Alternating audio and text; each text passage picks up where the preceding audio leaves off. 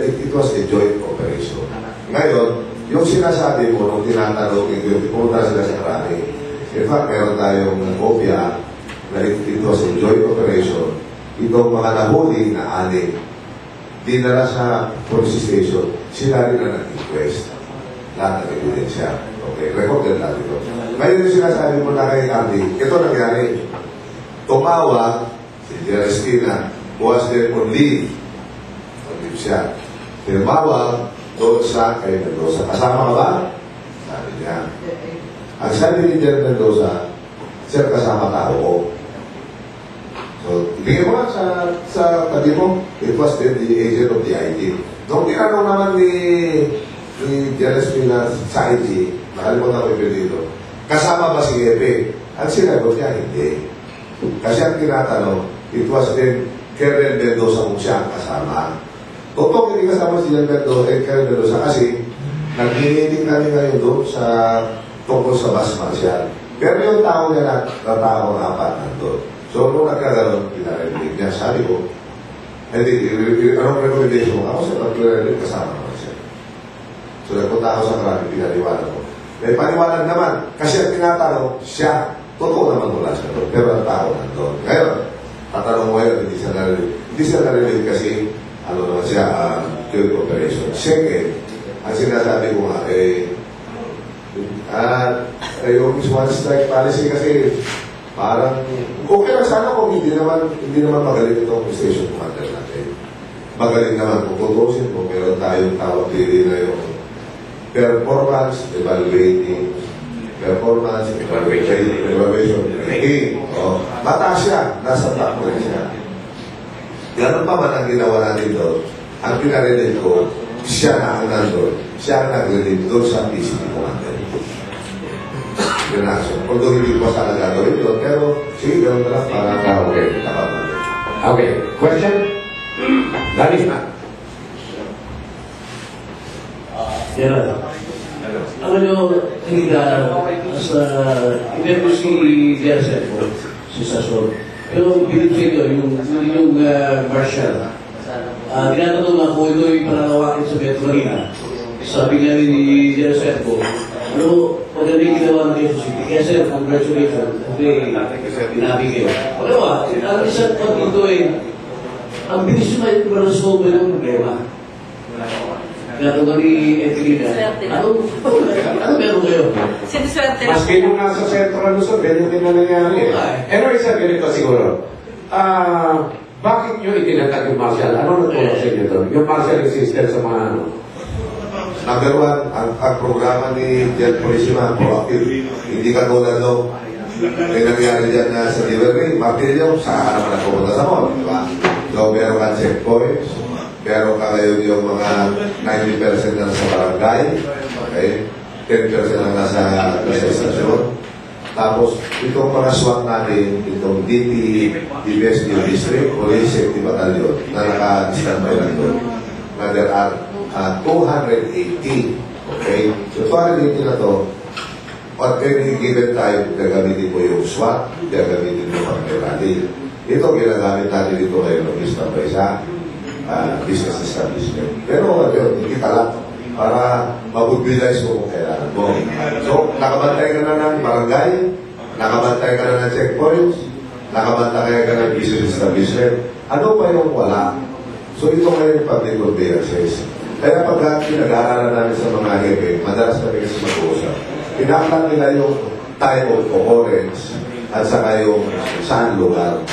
So, nakikita ko, itong sakayan ng boss, dyan nangyayari ng pickpockets. So, marami pa naman tayong tao kasi alam mo, ang pwersa ng Quezon City is 3,068. Dami, di ba? Ang vehicle natin is 242. Bawasan mo na yung mga hindi nagagamit doon. Meron tayong 133 na motorcycle. Kaya meron tayong tactical mga motorcycle riders. Pandami na. So, ito na lang ang kailangan. So, itong mga naiwan na ito, naisip ko, ilagay ngayon natin dito sa bus terminal, dito sa loading and unloading, kung saan yung mga pickpocket. Tapos may nakasakay. So, kumbaga, saan pa ba itong mga kulang pag tinitignan mo sa taas? Kasi, alam mo ang crime prevention, Simple lang naman, basic lang.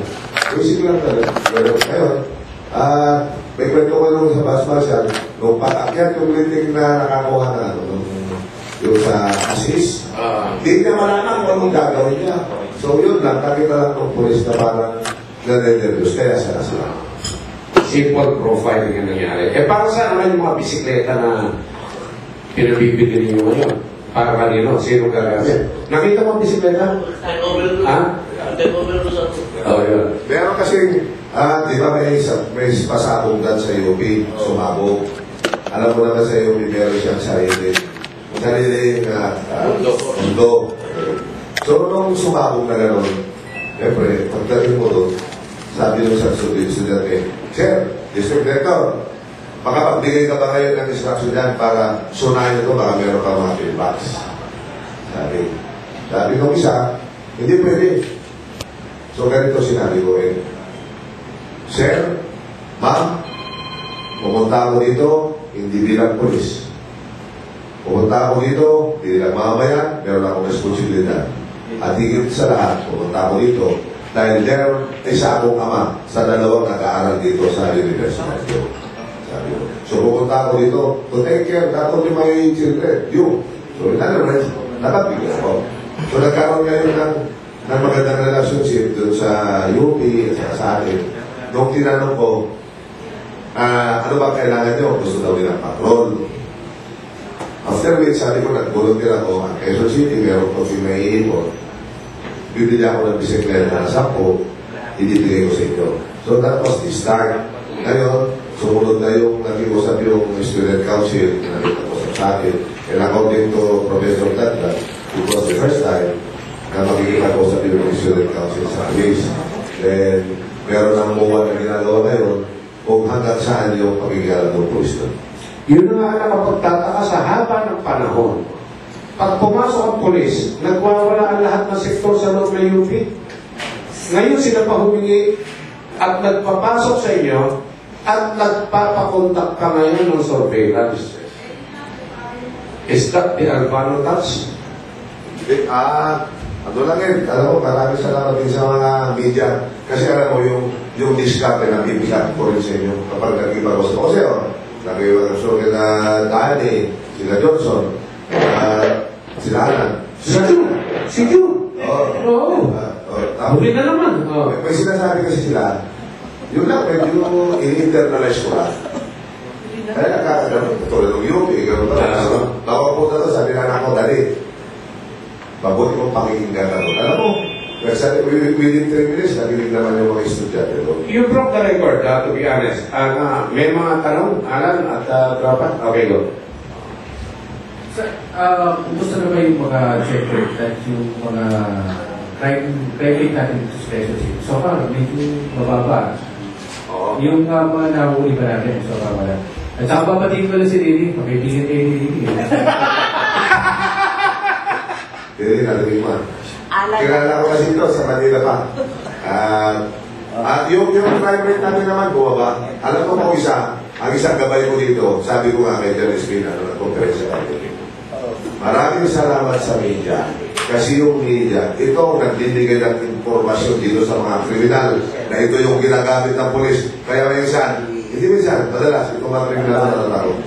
Kasi pipapabot, may also siyempre, matatas naman yung galing ng mga polis natin, di ba? So, yung pride nila, maraming salamat.